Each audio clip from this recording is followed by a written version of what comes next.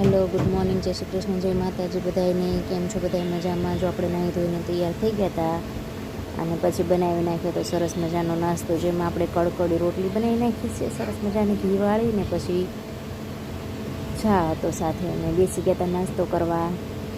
તો જો આપણે સરસ મજાનો નાસ્તો કરી લીધો છે ને પછી માથું વળાવીને તૈયાર થઈ ગયા છે.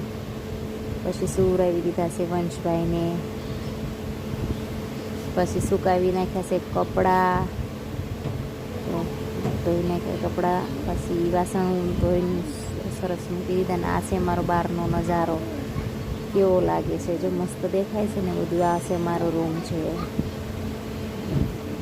અમારો રૂમ છે. આખું ટેરેસ છે અમારું. પછી વાગી ગયા હતા બપોરના 11, 11:30. જો અમારી બહાર એટલો બહુ પવન છે સરસ મજાનો. પછી અમારા વંશભાઈને રમતે ચડાવી દીધા હતા અમે, કેમ કે મારે બનાવવાની હતી બપોરની રસોઈ. વંશભાઈ રમતે ચડી જાય તો આપણી રસોઈ બની જાય.